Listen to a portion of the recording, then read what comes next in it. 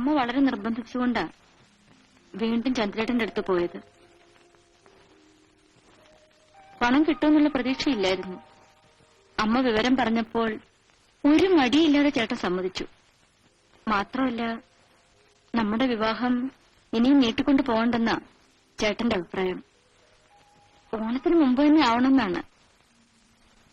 സരിത ഒറ്റയ്ക്ക് തിരുവനന്തപുരത്തേക്ക് പോവോ? ബാലേട്ടന് കൂട്ടുവരാൻ പറ്റില്ലല്ലോ. ചന്ദ്രേട്ടൻ വന്ന് ഹോസ്റ്റൽ സൗകര്യം ഏർപ്പാട് ചെയ്തിട്ട് ഇങ്ങോട്ട് തിരിച്ചു പോരും. സൂക്ഷിക്കണം, മനസ്സിൽ വിഷമുള്ള ആളാണ്.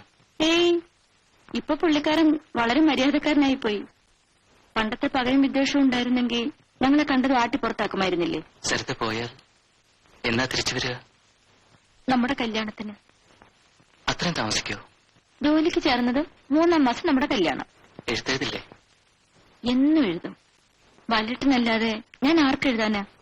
സരിതയുടെ എഴുത്ത് മാത്രമായിരിക്കും എനിക്കൊരാശ്വാസം. സരിതയില്ലാതെ എനിക്കിനി ജീവിക്കാൻ കഴിയില്ല. സരിതയില്ലെങ്കിൽ ഞാനിനി ജീവിക്കില്ല. എന്താ ബാലേട്ട, അങ്ങനെയൊന്നും പറയരുത്. ബാലേട്ടൻ എന്നെ വിശ്വാസമില്ലേ? എനിക്കെന്തോ പേടി തോന്നുന്നു. ഈ ലോകത്തിന്റെ കറുപ്പും മനുഷ്യ മനസ്സിന്റെ കറുപ്പും കാണാൻ ദൈവം എനിക്ക് കാഴ്ച തന്നില്ലല്ലോ.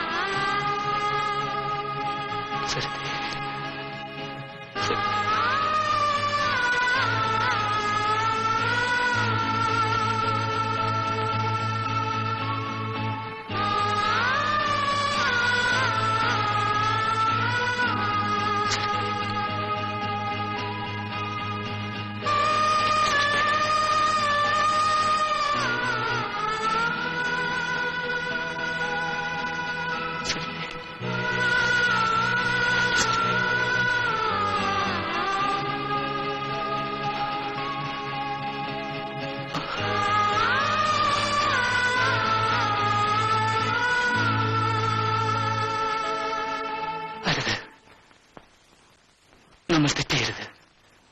ഒരിക്കലും തിരുത്താനാവാത്ത ഈ തെറ്റ് നമ്മൾ ചെയ്യരുത്. കതിർ മണ്ഡപത്തിൽ വെച്ച് ഞാൻ താലി കെട്ടുന്ന പെൺകുട്ടി തികച്ചും പരിചയമുള്ളവളായിരിക്കണം.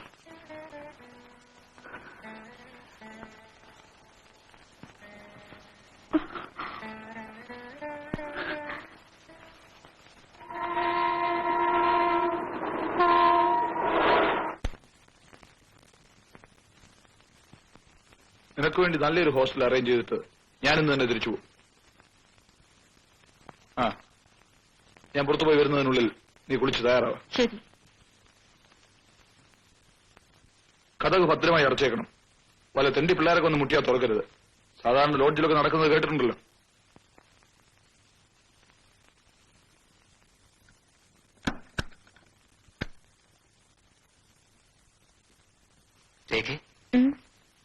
സരിതയിപ്പോ അവിടെ എത്തിയിട്ടുണ്ടാവില്ലേ?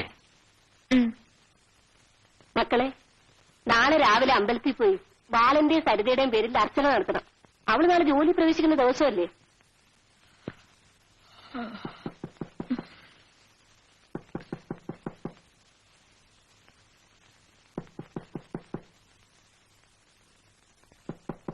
ആരാ? ഞാനാണ്. ആരാന്ന്? വാതിൽ തുറക്കണേ.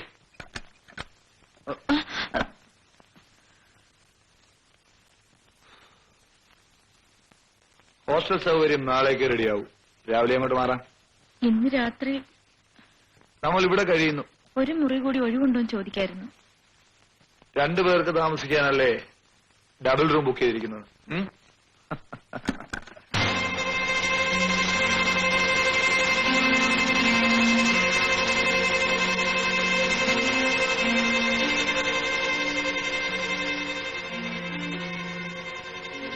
നീ ആഹാരം ഒന്നും കഴിച്ചില്ലേ? കഴിച്ചു. നേരെ ഒത്തിരിയായി, നമുക്ക് കിടക്കാം. നിന്റെ ചേച്ചിയെ കെട്ടുമ്പോഴും എന്റെ മനസ്സ് നിറയെ നീയായിരുന്നു. നിനക്ക് വേണ്ടി 15,000 രൂപ ബാങ്കിൽ കെട്ടിയത് ഒരിക്കൽ എന്നെ ധിക്കരിച്ച നിന്നോടുള്ള കാരുണ്യം കൊണ്ടൊന്നുമല്ല. ബഹളം വെക്കാതെ എന്നെ അനുസരിക്കുന്നതാ നല്ലത്. എന്നെ കൊന്നാലും ഞാനതിനെ അനുവദിക്കില്ല. വാടി ഇവിടെ, നിന്നെ പറ്റി എല്ലാം എനിക്കറിയാൻ വേണ്ടി.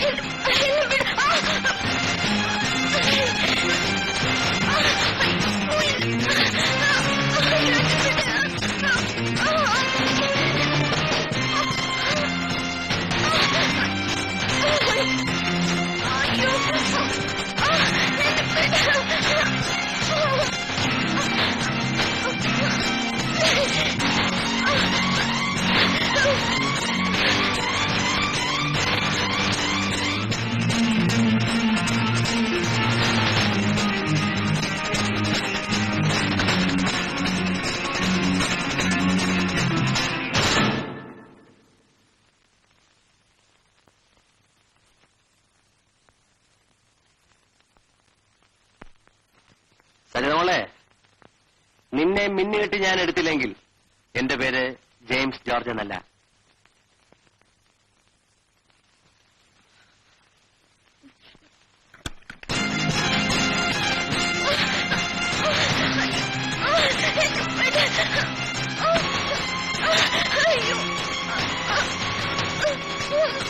ചന്ദ്രശേഖരൻ,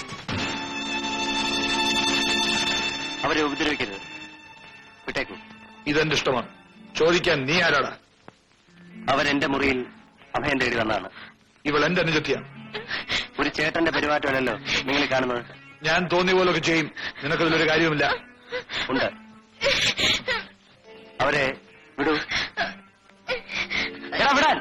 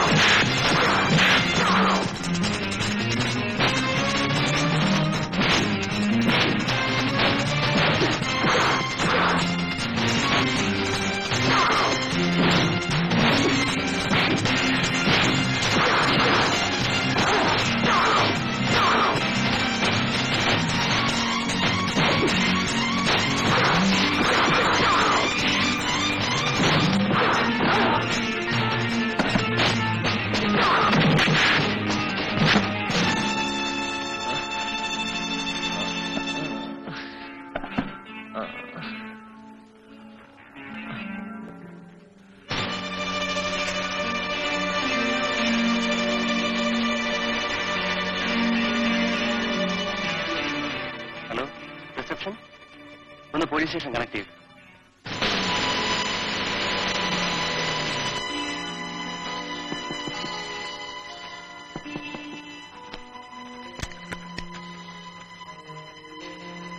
ഇയാളെ കൊണ്ടു.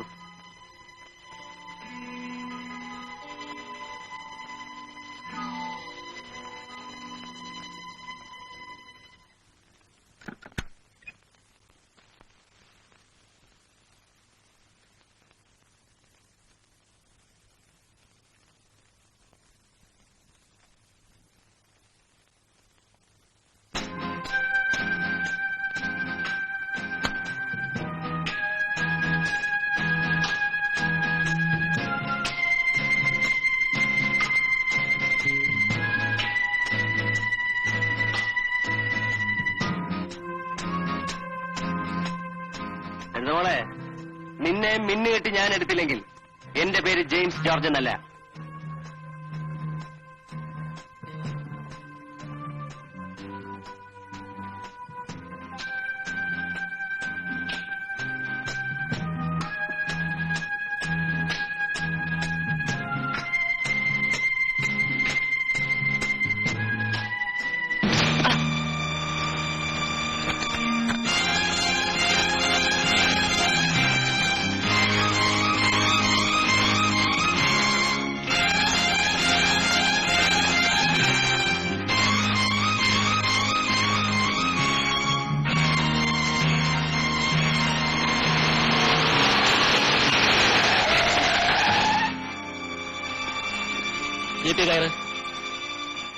സ്വാമി ഞാൻ ജീപ്പി കയറാൻ